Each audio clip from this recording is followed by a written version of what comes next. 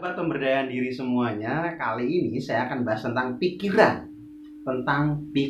Menurut hipnosis, menurut ilmu hipnosis, pikiran dibagi menjadi beberapa tingkatan, menjadi beberapa lapisan.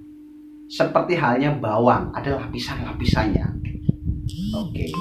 Ada istilah pikiran sadar. Ada istilah pikiran bawah sadar.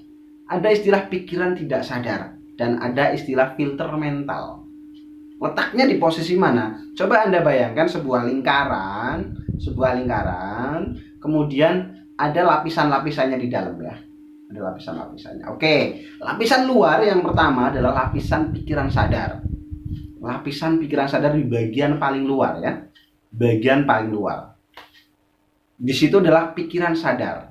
Kemudian lapisan kedua di dalamnya adalah lapisan pikiran bawah sadar atau subconscious mind.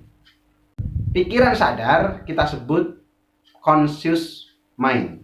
Sementara pikiran bawah sadar kita sebut subconscious mind. Kemudian pikiran tidak sadar kita sebut unconscious mind. Begitu kurang lebih. Kemudian ada filter mental. Nanti kita lapisannya kita tempatkan di posisinya ya. Tadi pikiran sadarnya di bagian lapisan luar, kemudian ada pikiran bawah sadar di lapisan setelah pikiran sadar, kemudian pikiran tidak sadar paling dalam. Pikiran tidak sadar paling dalam, intinya ya, inti di dalam ya. Nah, filter mental di mana? Filter mental adalah di antara pikiran sadar dan bawah sadar. Di antara pikiran sadar dan bawah sadar. Kalau kita analogikan ya, kita bayangkan sebuah rumah di mana rumah itu memiliki teras, rumah memiliki ruang tamu, rumah memiliki ruang keluarga, ruang tengah, begitu ya. Rumah memiliki ruang keluarga atau ruang tengah. Kita gambarkan pikiran sadar itu seperti teras, pikiran sadar seperti teras, pikiran bawah sadar seperti ruang tamu.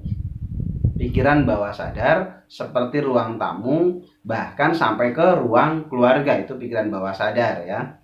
Kemudian filter mental adalah pintu dari teras ke ruang tamu.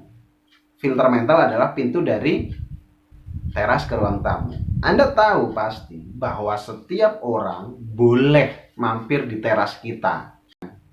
Semua orang ketika hujan boleh mampir ke teras kita. Bahkan orang yang mau bertamu pun pasti sudah masuk sampai ke teras kita.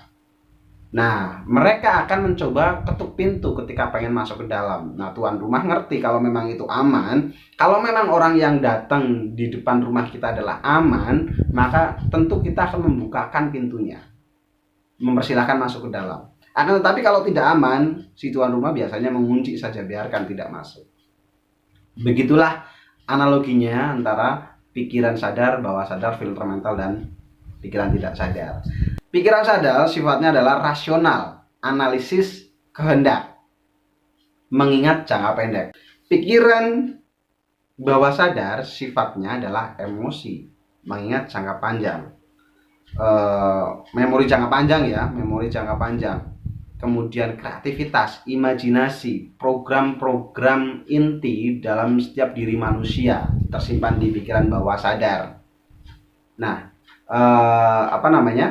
pikiran tidak sadar adalah sesuatu yang bersifat alami, yang muncul sebagai program dasar tanpa kendali sama sekali. Contoh, kebutuhan makan, kebutuhan minum, kebutuhan hidup dan sejenisnya itu bertempat di pikiran tidak sadar. Apa sih yang bisa kita manfaatkan di pikiran bawah sadar? Banyak sekali. Kalau kita bisa mampu masuk ke bawah sadar, maka kita akan bisa olah program diri setiap manusia, bahkan penyakit dan lain sebagainya kita bisa tata di situ. Kesuksesan manusia, kebiasaan manusia kita bisa olah di situ. Merubah kebiasaan, merubah karakter, kita bisa rubah di pikiran bawah sadar.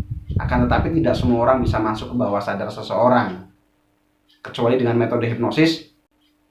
Sahabat pemberdayaan diri semuanya, ada satu lagi. Anda ketika memasuki pikiran bawah sadar, Anda perlu menembus filter mental. Apa itu filter mental? Filter mental adalah penyaringnya. Saya terangkan tadi seperti pintunya ketika saya menganalogikan dengan rumah. Jadi filter mental adalah saringan mana yang aman bagi bawah sadar dan tidak, itu akan disaring. Kalau tidak merasa filter mental mengindikasi ada informasi yang tidak aman, maka akan menutup, tidak diizinkan untuk masuk ke bawah sadar. Akan tetapi jika merasa aman, dia akan masuk ke informasi, itu akan masuk ke bawah sadar. Nah, dengan hipnosis Anda akan mudah masuk ke bawah sadar dengan teknik-teknik yang sebenarnya sangat sederhana dan mudah jika Anda mempelajari. Oke sahabat pemberdayaan diri, semuanya itu secara simpel dan singkatnya mengenai pikiran manusia dari versi ilmu hipnosis. Itu saja, terima kasih. Untuk video selanjutnya silakan lihat di video selanjutnya.